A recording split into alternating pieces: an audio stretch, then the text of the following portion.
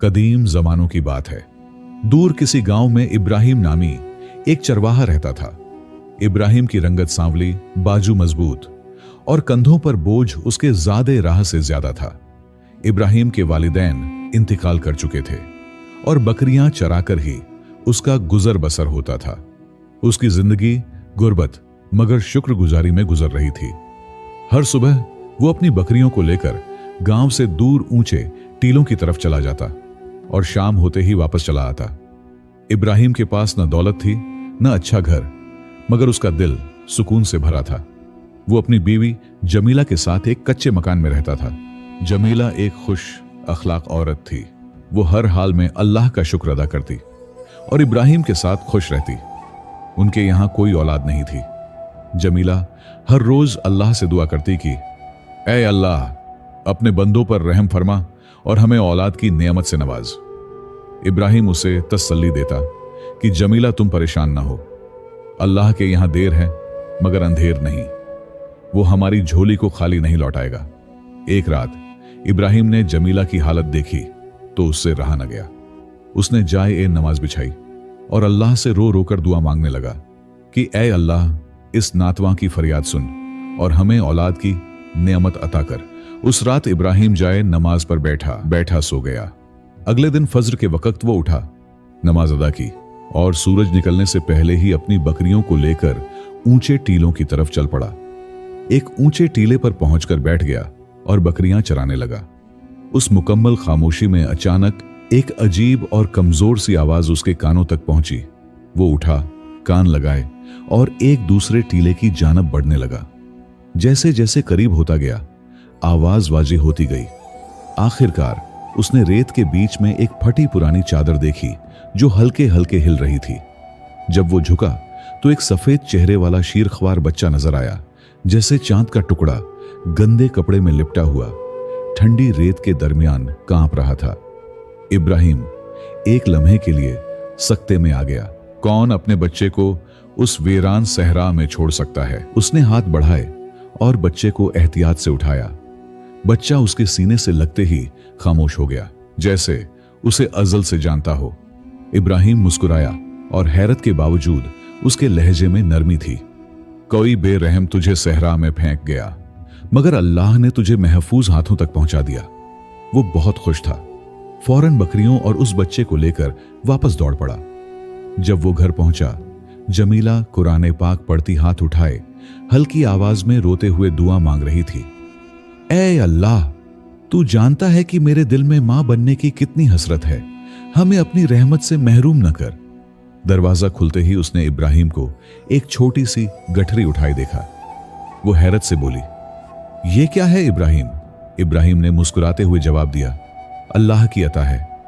जमीला ने कपड़ा हटाया तो बच्चा पुरसुकून नींद में था, जैसे जन्नत की आगोश में हो।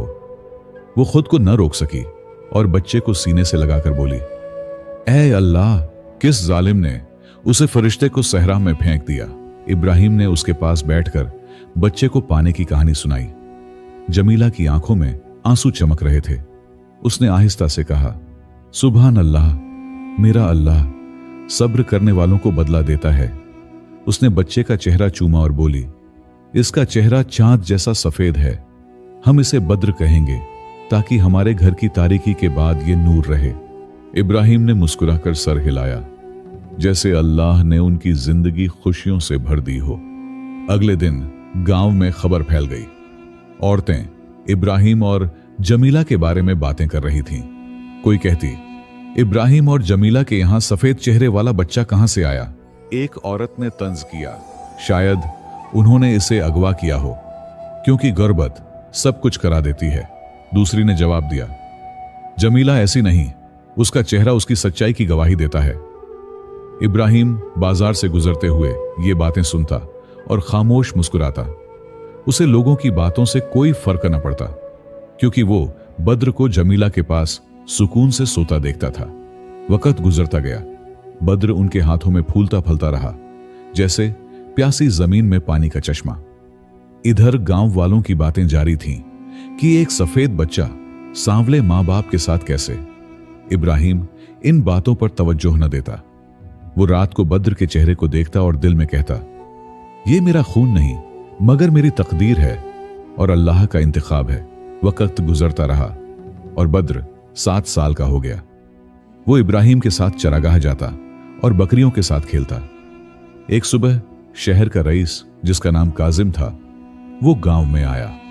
वो गलियों में इब्राहिम के घर की तलाश में फिरता रहा। जब वो इब्राहिम के घर के पास पहुंचा तो देखा कि इब्राहिम अपने बाड़े के दरवाजे की मरम्मत कर रहा था। काजिम ने धमकी भरे लहजे में कहा, क्या तुम ही इब्राहिम चरवाहा हो? इब्राहिम ने जवाब दिया, हां, मैं वही हूं। तुम कौन हो? काजिम ने कहा, मैं शहर का एक रईस आदमी हूं। सुना है तुम्हारे पास एक बच्चा है जो तुम्हारा नहीं। इब्राहिम ने वकार से जवाब दिया, वो मेरा बेटा है, उस मेहनत और मोहब्बत से जो बरसों में हमने उसे दी। काजिम हंसा और बोला, वो किसी और का बेटा है और मैं जानता हूं किसका। इब्राहिम ने उसे घर के सामने दरख्त के साए में बिठाया और बताया कि उसने बच्चे को सहरा में कैसे पाया और 7 साल तक उसकी परवरिश की। काजिम सुनता रहा। जब इब्राहिम खामोश हुआ तो काजिम ने सर्द लहजे में कहा, यह बच्चा मेरे भाई का बेटा है। उसे डाकुओं ने अगवा किया था जब वो मेरे भाई को कत्ल कर चुके थे। मैं उसका वारिस हूं और उसे वापस ले जाऊंगा। तुम्हें इतना माल दूंगा कि दोबारा कभी बकरियां नहीं चरानी पड़ेंगी। इब्राहिम के दिल में काजिम की बातों पर भरोसा न हुआ। उसने कहा, तुम्हारे दावे का कोई सबूत? काजिम ने गुस्से से कहा, मेरा चेहरा और मेरा माल सबूत हैं। इब्राहिम ने उठते हुए कहा, मैं अपना यकीन तुम्हारे सोने से नहीं बेचूंगा। काजिम गुस्से से उठा और बोला, तुम पछताओगे गरीब चरवाहे। यह बच्चा मेरा होकर रहेगा, चाहे तुम चाहो या ना चाहो। यह कहकर वो वहां से चला गया। उस रात इब्राहिम और जमीला सो न सके। बद्र उनके बीच सोया था। जमीला रोते हुए बोली, अगर वो शख्स सच कह रहा है तो क्या वो हमसे हमारा बद्र छीन लेगा? इब्राहिम खामोश रहा। काजिम के जाने के बाद उनका सुकून खत्म हो गया। जमीला हर आहट पर चौंक जाती और इब्राहिम रातों को जागता जैसे कोई ख्वाब चोरी होने के डर से। चंद दिन बाद एक अंधेरी रात में इब्राहिम ने बाड़े से अजीब आवाज सुनी। वो दौड़ा तो देखा कि बाड़ा तबाह कर दिया गया था।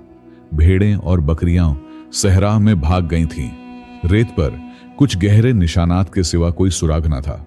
इब्राहिम ने दर्द से कहा, गरीब से वही चुराता है जिसका जमीर मर चुका हो। जब वो घर आया तो जमीला दरवाजे पर खड़ी थी। खौफ से उसका चेहरा जर्द पड़ गया था। उसने पूछा, क्या हुआ? इब्राहिम ने कहा, हमारा सब कुछ चला गया, बस अब अल्लाह ही बाकी है। जमीला अब घर से कम निकलती। बद्र मासूमियत से पूछता, अम्मा, बच्चे मेरे साथ क्यों नहीं खेलते? जमीला आंसू छिपाते हुए कहती, क्योंकि वो तेरा दिल नहीं जानते बेटा। एक शाम इब्राहिम काम से वापस घर आया तो जमीला जमीन पर बैठी थी। वो बोली, अब खौफ बर्दाश्त नहीं होता। मुझे डर है कि वो आदमी आकर बद्र को हमसे छीन लेगा। इब्राहिम उसके पास बैठा और बोला, वो हमारा बेटा है, कोई उसे नहीं छू सकता जब तक हम जिंदा हैं। उस रात इब्राहिम ने फैसला किया कि वो गांव छोड़ देंगे। फज्र से पहले उसने जमीला को जगाया और कहा, हम सुबह होने से पहले निकल जाएंगे, पानी और जरूरी सामान ले लो। जमीला ने पानी की मश्क, कुछ सूखी रोटी और बद्र को सीने से लगाया। वो अंधेरे में निकले थे। पहला दिन भारी गुजरा। इब्राहिम कभी बद्र को कंधे पर उठाता, कभी सीने से लगाता। गुरूब आफताब पर वो एक बुलंद चट्टान के साए में बैठे। बद्र रेत पर सोया था। दूसरे दिन खाना करीब करीब खत्म हो गया। पानी चंद घूंट रह गया। जमीला लड़खड़ाने लगी। इब्राहिम ने जमीला से कहा, इस टीले के साए में रहो, मैं आगे जाकर किसी वादी का सुराग ढूंढता हूं। वो सहरा में आगे बढ़ा। अचानक उसे दूर सब्जा नजर आया। वो दौड़ा और करीब पहुंचकर देखा कि यह एक छोटा सा नखलिस्तान था। वो वापस दौड़ा, जमीला, नखलिस्तान है, नखलिस्तान। वो उठे और रात तक नखलिस्तान के किनारे पहुंच गए और पानी के करीब जमीन पर बैठ गए। इब्राहिम आसमान की तरफ देखकर बोला, ऐ अल्लाह, तूने हमें भटकने से बचाया, अब नजात के बाद भी हमारा पला न छोड़ना। उसने थकावट से आंखें बंद की और रेत पर सर रख दिया। वो उस रात नखलिस्तान के किनारे रेत पर सोए। सुबह जब जमीला ने आंखें खोलीं तो देखा कि कुछ मर्द ऊंटों पर सवार उनकी तरफ आ रहे हैं। उनकी क़ियादत एक सफेद दाढ़ी वाला बुजुर्ग कर रहा था। यह शेख हमाम था, जो नखलिस्तान के कबीले का सरदार था। उसने उनके थके हुए चेहरों को देखा और बोला, अस्सलाम अलैकुम, ऐ राह के मुसाफिरों, तुम इस सरजमीन पर कैसे आए? इब्राहिम ने खनखनाती आवाज में कहा, हम जुल्म से भागे हैं, हम पानी और अमान मांगते हैं। शेख ने पास खेलते बच्चे को महसूस किया और कहा, जो अल्लाह की रहमत मांगता है उसे बंदों की रहमत मिलती है। उठो, तुम अल्लाह और हमारी अमान में हो। शेख हमाम उन्हें अपने बड़े खैमे में ले गया। इब्राहिम और जमीला उसके सामने बैठे। बद्र जमीला की गोद में था। शेख ने पानी के प्याले भरे और कहा, पियो, इस सरजमीन का पानी बेसहारों को सहारा देने वाला है। इब्राहिम ने पानी पिया और बोला, ऐ शेख, अगर हम एक रात और यहां ना पहुंचते तो प्यास हमें हलाक कर देती। शेख ने मुस्कुराकर कहा, अपनी कहानी सुनाओ। इब्राहिम ने सब कुछ सच सच बताया। शेख ने गौर से सुना और बोला, यह बच्चा अल्लाह की अमानत है जो तुम तक पहुंची। जो अमानत की हिफाजत करता है उसकी हिफाजत करना वाजिब है। तुम हमारे साथ रहोगे, कल तुम्हारे लिए खैमा बनेगा और तुम्हें बकरियों और भेड़ों का एक रेवड़ दिया जाएगा। इब्राहिम ने शुक्रिया अदा किया। नखलिस्तान में मजीद दिन गुजरने लगे। कबीले के लोगों ने इब्राहिम और जमीला के लिए खजूर के दरख्तों के पास एक खैमा बनाया। बद्र दरख्तों के बीच बकरियों के बच्चों के साथ खेलता। रात को वो अपने खैमे के सामने बैठते और इब्राहिम कहता, नजात का जायका तब मालूम होता है जब हलाकत करीब हो। जमीला जवाब देती, ये नखलिस्तान छोटी सी जन्नत है इब्राहिम, अगर हम यहां जिंदगी भर रहें तो काफी है। नखलिस्तान के लोग मेहमान नवाज थे, मर्द चरवाहे और ताजिर थे। इब्राहिम उनका हिस्सा बन गया। लेकिन पुरानी बातें यहां भी पहुंच गईं। एक औरत ने दूसरी से कहा, यह बच्चा अजीब है, जैसे हमारी नस्ल से ना हो। जमीला ने यह सुना तो मुस्कुराई, मगर दिल में खौफ जागा। एक शाम जमीला ने कहा, लोग अब भी बद्र के अस्ल के बारे में पूछते हैं। इब्राहिम ने मुस्कुराकर कहा, अल्लाह अस्ल जानता है। इंसान का अस्ल उसका दिल है, न कि उसका नसब। साल के आखिर में नखलिस्तान का बड़ा काफिला शहर के बाजार की तरफ रवाना हुआ। इब्राहिम चंद मर्दों के साथ गया। बाजार में लोग चमड़ा बेच रहे थे और बद्र की कहानी फैल गई कि एक सफेद बच्चा सांवले मां बाप के साथ रहता है। यह खबर काजिम के एक आदमी तक पहुंची। वो शहर वापस भागा और काजिम से बोला, अरे साहब, मैंने बच्चे का सुराग पा लिया। वो एक चरवाहे और उसकी बीवी के साथ नखलिस्तान में रहता है। काजिम ने कहा, अगर यह बच्चा अभी तक जिंदा है तो मैं उसे खुद दफन करूंगा, वरना वो मेरे भाई का माल ले लेगा। उसकी बात एक बूढ़ी खादिमा ने सुन ली, जो बद्र की मां अमीना के लिए गमगीन थी। वो दौड़कर अमीना के पास गई और बोली, तेरा बेटा मिल गया।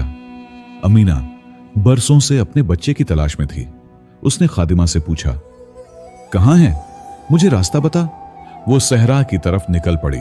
उस रात इब्राहिम और जमीला सुकून से सो रहे थे, न जानते थे कि तूफान करीब है। काजिम अपने आदमियों के साथ नखलिस्तान में दाखिल हुआ। वो ताजिरों की तरह नजर आते थे। उन्होंने एक औरत से पूछा, क्या यहां इब्राहिम नामी चरवाहा रहता है जिसके साथ एक सफेद बच्चा है? उस औरत ने उन्हें खैमे का पता बता दिया। शाम को शेख हमाम अपने खैमे के सामने बैठा था जब उसे खबर मिली कि कुछ अजनबी इब्राहिम के बारे में पूछ रहे हैं। उसने कहा, जो हमारे लोगों के बारे में हमसे पूछे बगैर जानना चाहे उसकी नीयत साफ नहीं। मर्दों को जमा करो और उनका पीछा करो। जमीला रात का खाना बना रही थी और बद्र खैमे के गिर्द खेल रहा था। अचानक जमीला ने कदमों की आहट सुनी और मुड़कर देखा तो काजिम उसके सामने खड़ा था। उसने कहा, यह है वो बच्चा, इस बार ये नहीं बचेगा। उसने बद्र को झपट कर उठा लिया। बद्र चीखा। जमीला ने बुलंद आवाज में मदद मांगी। पड़ोसी और चंद मर्द दौड़े, मगर काजिम के आदमियों ने तलवारें निकाल लीं। अचानक एक औरत की आवाज गूंजी, इसे छोड़ दो जालिम, ये मेरा बेटा है। ये अमीना थी। उसने लकड़ी से काजिम के सर पर जोरदार वार किया। काजिम गिर पड़ा और बद्र उसके हाथों से निकलकर रेत पर गिर गया। अमीना ने उसे सीने से लगा लिया। काजिम के आदमियों ने उसे घेरना चाहा, मगर शेख हमाम के मर्द नखलिस्तान से निकल आए। शेख ने गरज कर कहा, रुक जाओ, तलवारें नीचे करो, यह नखलिस्तान जुल्म से पाक है। काजिम को रस्सियों से बांध दिया गया। शेख हमाम ने कहा, जो हमारी अमानत पर हमला करे वो हम सब पर हमला करता है। काजिम को इंसाफ के हवाले किया जाएगा। इब्राहिम मरूब होकर आया और देखा कि जमीला सदमे से रो रही है और बद्र एक अजनबी औरत की गोद में है। उसने शेख से पूछा, यह क्या हुआ? शेख ने कहा, यह शख्स तुम पर जुल्म करने आया था, मगर अल्लाह ने उसे पकड़ लिया। इब्राहिम ने अमीना से पूछा, तुम कौन हो? अमीना ने आंसुओं से तर चेहरे के साथ कहा, मैं इस बच्चे की मां हूं। उसने अपनी कहानी सुनाई कि वो फरान की बीवी थी जो काजिम का भाई था। काजिम ने उसके अमीर होने की वजह से उसकी शादी की मुखालफत की थी। जब बद्र पैदा हुआ तो वो पानी लेने गई और वापस आई तो बच्चा गायब था। फरान गम से मर गया और काजिम ने सारा विरसा हथिया लिया। खादिमा से उसे पता चला कि काजिम ने ही बद्र को सहरा में फेंका था। लोगों ने गुस्से से आवाजें बुलंद की। शेखा ने कहा, खून से खून नहीं धोया जाता, इसे शहर के काजी के पास भेजा जाए। उसने इब्राहिम से कहा, तुमने अमानत निभाई, तुम्हारा मकाम हमारे दलों में है। सुबह काफिला शहर की तरफ रवाना हुआ। काजिम रस्सियों में जकड़ा हुआ था। इब्राहिम, जमीला और अमीना साथ थे। बद्र दोनों औरतों के हाथ थामे चल रहा था। दरबार में काजी शदाद ने मामला सुना। काजी ने फैसला सुनाया कि काजिम को 20 साल कैद होगी, अमीना को फरान का विरसा मिलेगा और बद्र का नाम विरसा के सजिल में दर्ज होगा। लोगों ने खुशी से नारे लगाए। शहर के बाहर एक नखल के साए में अमीना, इब्राहिम और जमीला बैठे थे। बद्र अमीना की गोद में सोया था। जमीला ने उदासी से कहा, क्या वो इसे हमसे ले लेगी? इब्राहिम ने कहा, वो इसकी मां है, अगर वो इसे लेगी तो उसका हक है, और अगर छोड़ेगी तो उसकी रहमत। अमीना ने कहा, वो तुम्हारा भी बेटा है, मैं इसे तुमसे नहीं छीनूंगी। महीनों बाद अमीना अपने बड़े घर में मुंतकिल हुई। इब्राहिम और जमीला उसके घर के एक हिस्से में रहने लगे। इब्राहिम ने उसकी दुकानों की देखभाल शुरू की। बद्र 2 माओं के प्यार में पलता रहा। एक शाम बद्र छत पर खड़ा शहर को देख रहा था।